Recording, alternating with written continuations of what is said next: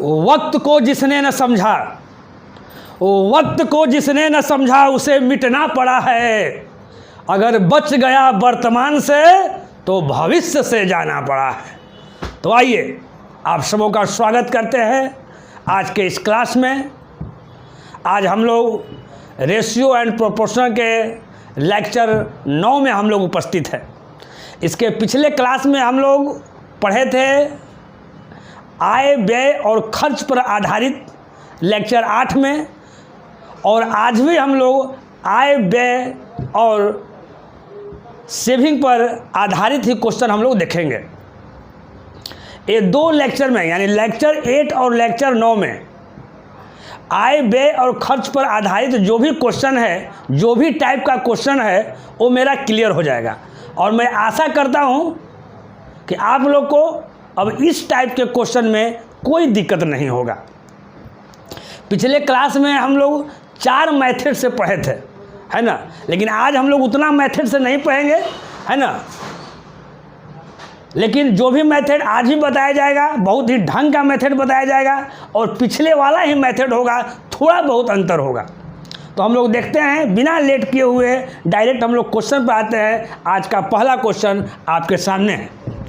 Question है, देखिएगा, ए और बी की आय जो है वो 4:3 के अनुपात में है, और उनका वार्षिक खर्च जो है वो 3:2 के अनुपात में है। तो कहता है यदि प्रत्येक वर्ष 60,000 रुपये की बचत करते हैं तो ए की वार्षिक आय ज्ञात करें। ये बता दूं कि आपको CHSL है ना, जो 10+2 पर आधारित एग्ज़ाम होता है, उसमें 2009 में एक क्वेश्चन पूछा हुआ था। इसका ऑप्शन है, यहाँ देखिएगा 3,60,000 है, यहाँ देखिएगा 15 पर यहाँ 4 जीरो है, यहाँ 12 पर 4 जीरो है, यहाँ 24 पर 4 जीरो है, यानी 2,40,000 है। यहाँ देखिएगा इसको क्वेश्चन को कैसे हम लोग बनाएंगे। पहले का जो भी मेथड आपको बताया गया था, हर मेथड हर क्वेश्चन में आपको लागू होगा। देखिएगा पिछले लेक्चर में जो हम क्वेश्चन जो बताए थे उसमें बचत जो था दोनों का अलग अलग बचत था, लेकिन इसमें क्या है, दोनों का एक ही बचत है ना। तो इस टाइप के क्वेश्चन को थोड़ा सा सीखिए आप लोग। देखिए ए और बी, यहाँ समझिएगा, ये ए है और यहाँ पर ए बी है। इनकम, यहाँ इनकम दिया हुआ है। पहला का जो इनकम है वो क्या है जी, 4:3 क्या में है जी, 3 में है ना। और उनका वार्षिक खर्च यानी एक्सपेंसेस जो है वो आपका क्या है जी, 3:2 में है। अब यहाँ ध्यान दीजिएगा, उसके बाद जो है दोनों कितना बचाता है जी, 60,000 बचाता है। अब यहाँ देखिए दोनों 60,000 बचाता है, यानी जो सेविंग जो है वो कितना है, इसका भी 60,000 है और इसका भी 60,000 है। आप समझिएगा या ध्यान दीजिएगा, दोनों का बचत सेम है। देखिए आपके पास आय जो है मान लेते हैं कि 4 रुपया है ना, यहाँ पर मान लेते हैं खर्चा 3 रुपया करते हैं, तो बचता कितना है, 1 रुपया। लेकिन यहाँ कितना बचने के लिए कह रहा है, 60,000 रुपया। यहाँ देखिए यहाँ भी आपका आय 3 है और खर्चा कितना है जी, 2 है, तो बच रहा है कितना जी, यानी समझिए तो 1 रुपया बच रहा है।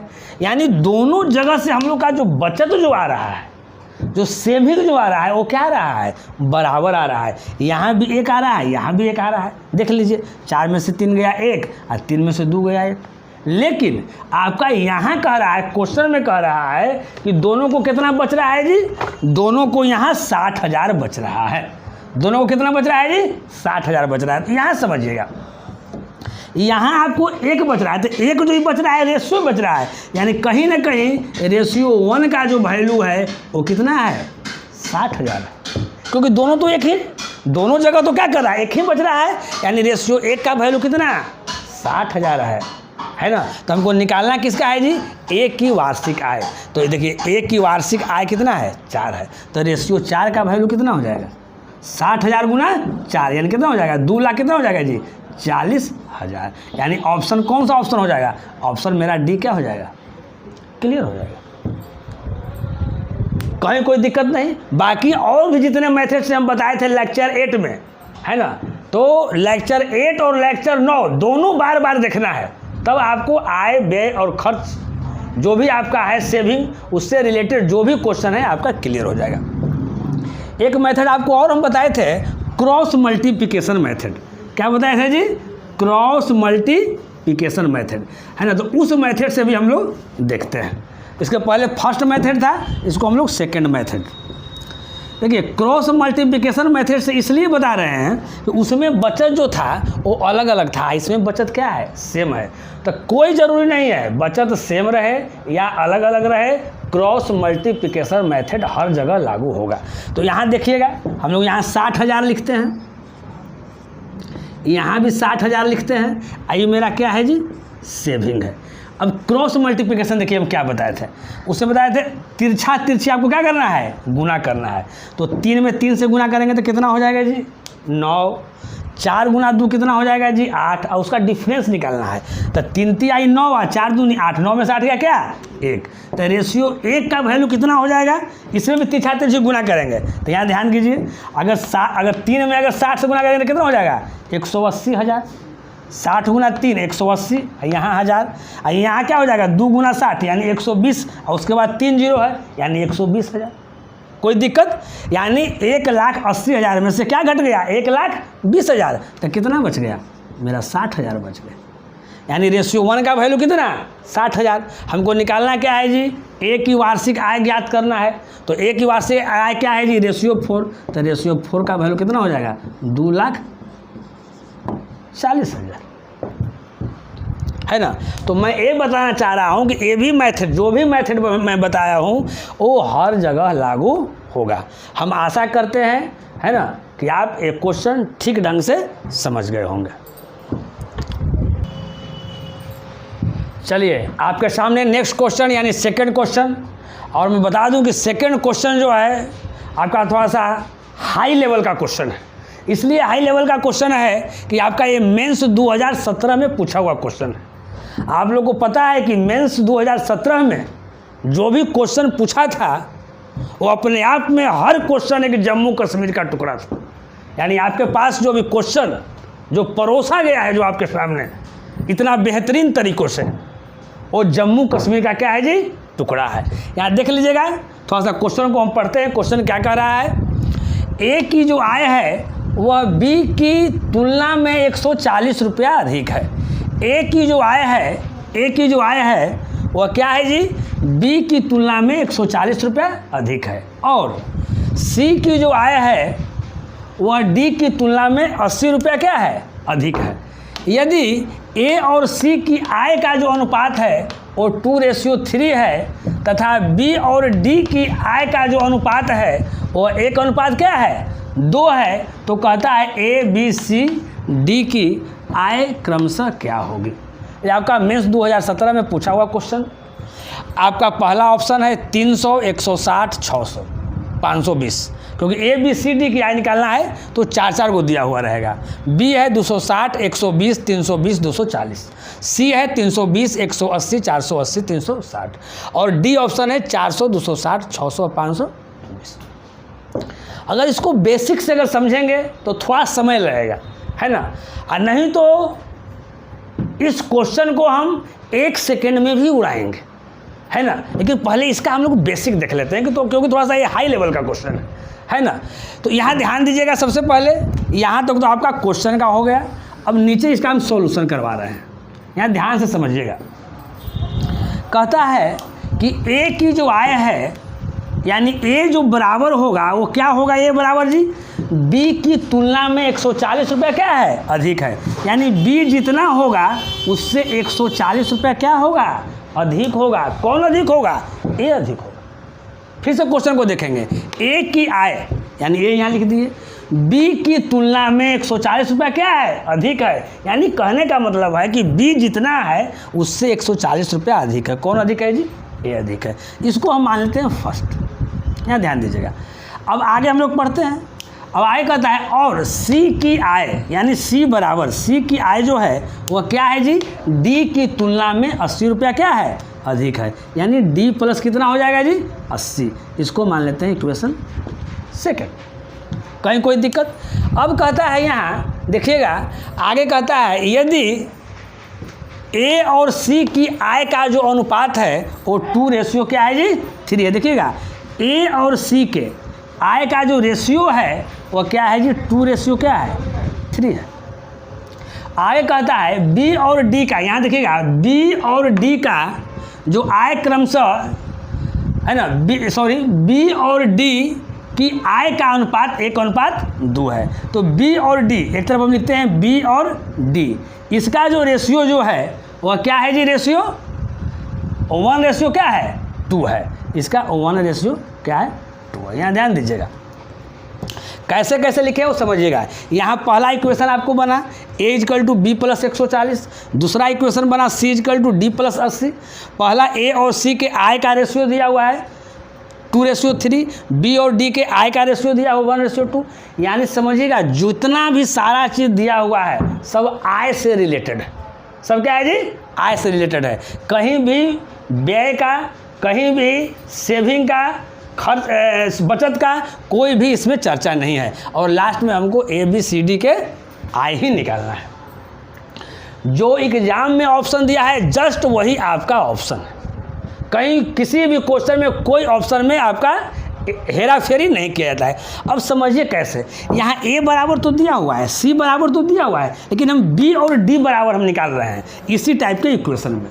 तो देखिए B बराबर कैसे निकलेगा, यहाँ B बराबर अगर निकालना है इसका मतलब A का वैल्यू पुट कर देना है। तो A का वैल्यू यहाँ क्या है जी 2 रेशियो में है। तो यहाँ A की जगह पर हम क्या लिख दिए 2x। यहाँ ध्यान दीजिएगा 2x = क्या हो जाएगा B + 140। 2x = मेरा क्या हो जाएगा जी B + क्या 140। एक जगह पर हम रख दिए, यानी 2x - 140 = मेरा क्या आ जाएगा B। यानी यहाँ से B बराबर मेरा इतना आ गया, A बराबर इतना, B बराबर इतना और C बराबर मेरा इतना आ गया है ना। तो हम समझाने के ख्याल से हम आपको किए थे। यहाँ हमको B का निकालना है, एक बार और समझिएगा B का निकालना है तो B का यहाँ A का यहाँ क्या दिया हुआ है जी 2 दिया हुआ है। यानी 2x - 140 करेंगे तो मेरा क्या आ जाएगा B आ जाएगा।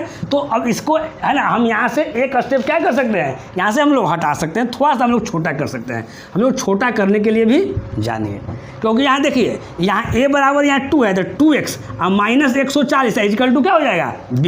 यानी B बराबर हम डायरेक्ट लिख दिए 2x - 140। उसी तरह से यहाँ से हम लोग क्या A निकल गया, B निकल गया, C निकल गया। अब D निकालना हमको है तो देखिए D कैसे निकलेगा जब C का वैल्यू पुट करेंगे, यानी 3x - 80 = क्या हो जाएगा D। यानी D = 3x - 80। कहीं कोई दिक्कत नहीं। अब आप समझिएगा एक बात, ये भी आपका B का आय ही दिया हुआ है, ये भी आपका D का आय दिया हुआ है, E A और C का क्या है सब आय है। तो यहाँ B का आय इतना है, यहाँ D का आय इतना है। तो अगर इसका हम रेशियो अगर निकालना चाहेंगे, यहाँ ध्यान दीजिएगा तो B यानी ध्यान दीजिएगा 2x, फिर इसको हम अंडरलाइन करते हैं। यहाँ देखिए B जो है 2x - 140 डिवाइडेड बाई मेरा D कितना है 3x - कितना है जी 80 है ना। चलिए इसको साफ़ कर देते हैं, हो सकता है कि आपको परेशानी हो रहा होगा, इसको आपको साफ़ कर देते हैं। अब यहाँ ध्यान दीजिएगा A B और D का क्या है आय का रेशियो है, और यहाँ पर B और D का आय का रेशियो क्या दिया हुआ है 1:2। यानी हम लोग क्या कर सकते हैं है ना, इस रूप में मेरा B और D का आय का रेशियो A है, इसमें मेरा क्या है A है। अब इन दोनों को क्या करेंगे क्रॉस मल्टीप्लिकेशन करके हम लोग x का वैल्यू निकालेंगे। तो यहाँ ध्यान दीजिए 2 के जा कितना हो जाएगा जी 4x। अब यहाँ लिखते हैं इसके बाद 4x माइनस 14 में 2 से करेंगे तो कितना हो जाएगा जी 28, एगो 0 है = फिर यहाँ 3x माइनस क्या हो जाएगा जी 80। कहीं कोई दिक्कत समझने में, यहाँ देखिए अब देखिए 4x में से 3x क्या हो जाएगा चला जाएगा तो क्या बचेगा इधर से तो x = ये क्या है -80 आई प्लस क्या हो जाएगा 280। यानी ये हमारा क्या यहाँ आ जाएगा x बराबर क्या आ जाएगा 200।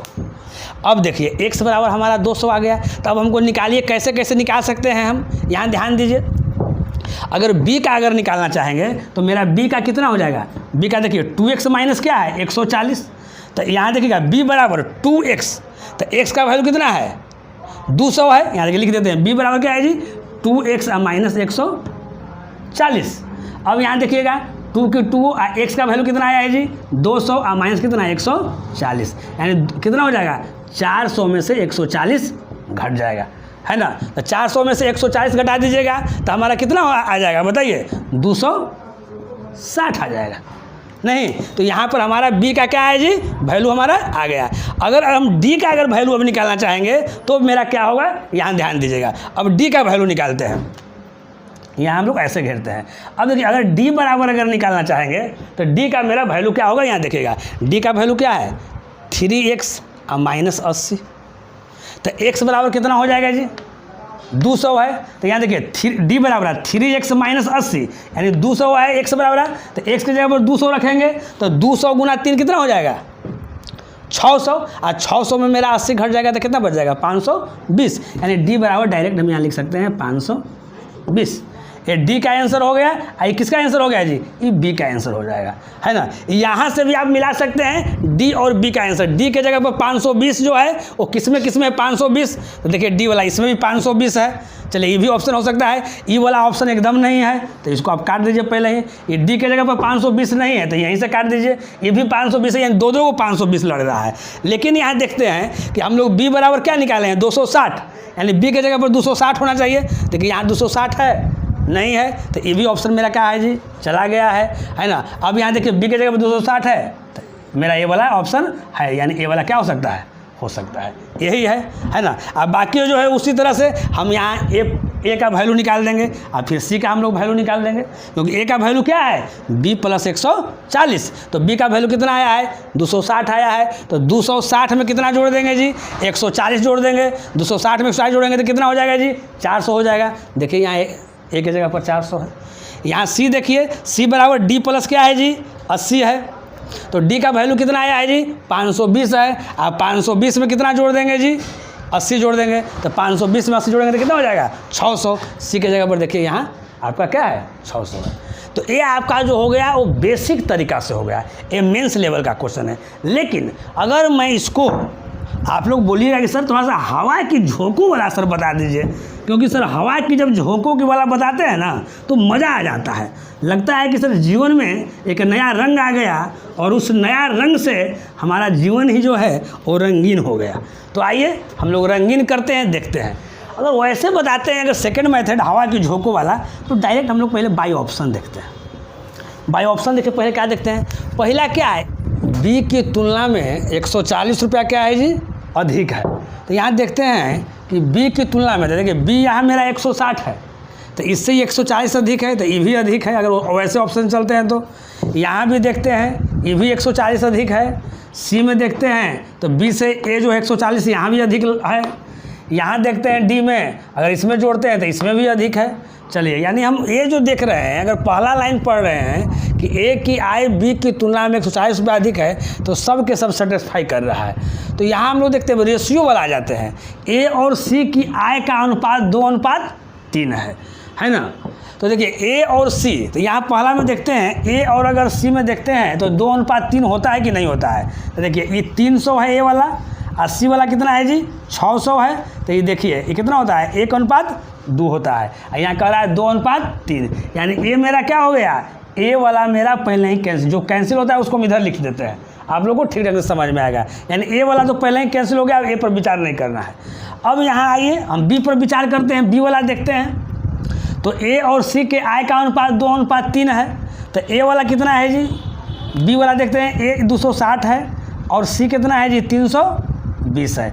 यहाँ देखिए ये 2:3 हो रहा है, नहीं हो रहा है। ये काटिएगा तो 2 से कितना हो जाएगा 13, 2 से कितना हो जाएगा 16, यानी ये भी नहीं होगा। यानी ए ऑप्शन अब बी ऑप्शन मेरा क्या हो गया पहले ही कैंसिल हो गया। यानी ए और बी पर अब विचार हमको नहीं करना है, ए और बी मेरा क्या हो गया घर गया। अब देखते हैं सी वाला, हम लोग देखते हैं तो सी वाला में ए कितना है जी 320 है और सी मेरा क्या है जी 480 है। तो यहाँ देखिए 16 में 2 और 16 तिया 48, यानी क्या आया 2:3। यहाँ क्या कह रहा था ए और सी के आय का अनुपात क्या है 2:3, यानी सी के भी संभावना बनती है। अब यहाँ देखिएगा यहाँ सी के भी संभावना क्या हो रही है बन रही है। ए और बी कैंसिल हो गया और डी तो मेरा ऑप्शन में है, तो जो ऑप्शन में है उसका तो संभावना बनेगा ही। लेकिन हम लोग देख लेते हैं ए और सी का, तो ए कितना है जी यहाँ 400 है, सी कितना है जी 600 है। तो यहाँ 2 2 जा 4 और 2 3 जा यानी डी की भी संभावना बन रही है। अभी सी और डी दोनों की संभावना बन रही है, लेकिन मेरा आंसर तो मेरा क्या है, आंसर जो हम लोग बेसिक मेथड से बनाए थे उसमें क्या मेरा आ रहा था, डी आ रहा था, यानी आंसर डी आना चाहिए। अब यहाँ तो सेटिस्फाइड कर रहा है, लेकिन देखिएगा अगर मान लेते हैं कि यहाँ पढ़ते हैं ए की आय बी की तुलना में 140 रुपया अधिक है, ये वाला तो सब सेटिस्फाइड कर रहा था, लेकिन आगे जो सेंटेंस देखते हैं उसमें देखते हैं और सी की आय जो है डी की तुलना में 80 रुपया क्या होना चाहिए, अधिक होना चाहिए। तो अब देखिएगा सी वाला में है ना, सी की जो आय है डी की तुलना में कितना होना चाहिए जी, 80 अधिक होना चाहिए। तो यहाँ देखिए अगर 360 में हम अगर 80 जोड़ते हैं तो क्या मेरा 480 आता है, तो देखिए 0 8 6 14 यानी कितना आता है 440, यानी जिसकी संभावना बनी थी, जिस पर आशा बनी थी वो क्या हो गया, आशा मेरा क्या हो गया, टूट गया। यानी मेरा इकलौता जो पीस जो मेरा आया वो क्या आया जी, इकलौता जो मेरा ऑप्शन जो आया वो क्या आया जी, ऑप्शन क्या आया, डी। यानी इस क्वेश्चन का करेक्ट ऑप्शन जो है वो डी है। इससे आप लोग ये समझे कि जटिल जटिल क्वेश्चन को भी हम लोग बाय ऑप्शन बहुत ही इजी रूप में हम लोग क्या कर सकते हैं, बना सकते हैं।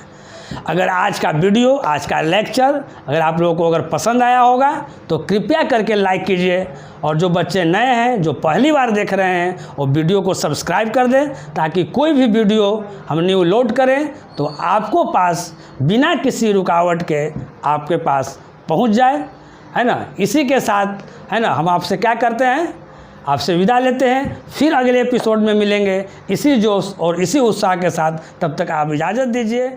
ओके बाय, नमस्कार।